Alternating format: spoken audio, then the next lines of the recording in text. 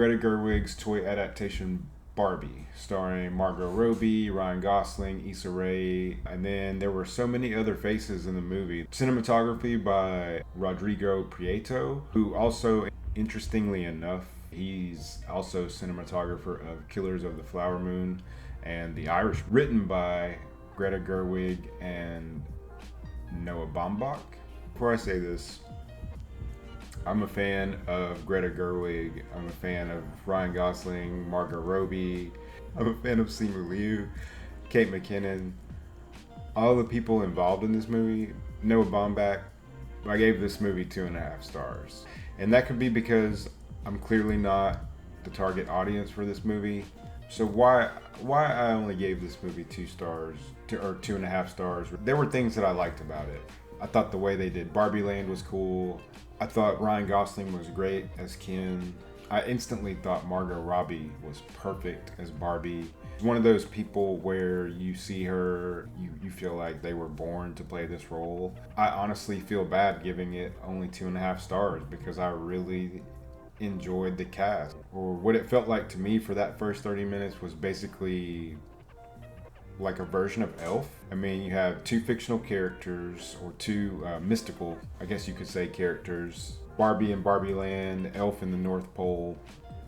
The elf has to come to New York to find his long-lost father, and Barbie has an existential crisis and has to come to the real world to find the girl who's playing with her and experiencing these issues in the real world. To me, very similar setup. I love Elf.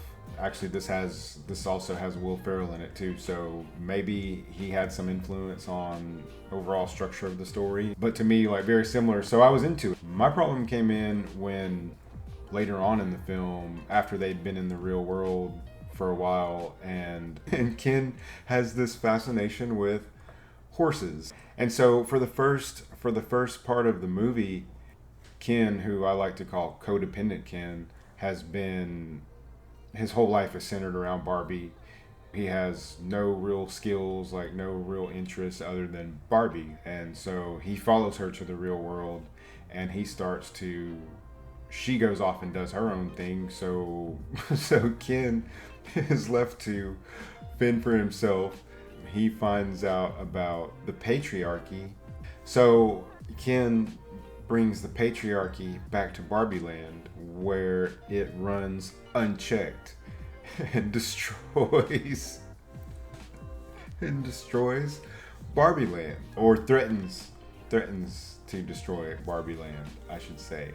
This was my problem with the movie, essentially, because it set Ken up. Ken was no longer like her friend who's like along for the ride. Like, Ken essentially becomes the villain. The way that they chose to have Ken become influenced by the patriarchy didn't really land for me. Setting him up to be the villain really brought a dynamic into the story that it just didn't sit right with me, and I didn't like, which, leading into the third act, where it turns into a Ken versus Barbie showdown, and to me, I wasn't into it. I didn't like the vibe of it. I didn't like what the Barbies had to do to win. When you compare it to Elf, there really was no villain. The stakes were that at Barbie Land, Christmas was at risk. In order to save Christmas, everybody had to come together and sing. It was non-adversarial. By seeing everyone else get together, like his dad, who'd been like this a-hole the entire movie, he joins in it too and has the Christmas spirit, and then everybody's happy and Christmas is saved and the reindeer can fly and all that kind of stuff. And so to me, it was just a very different dynamic than Barbie, and going through childbirth and all that stuff. Like, I understand all that. I appreciate everything that women do. But anyway, yeah, it was more just the divisive nature of it, and like the animosity between the Kens and the Barbies, and I don't know, the whole dynamic of it just left a bad taste in my mouth. So I rated it lower than I really wanted to, but I had to keep it real. So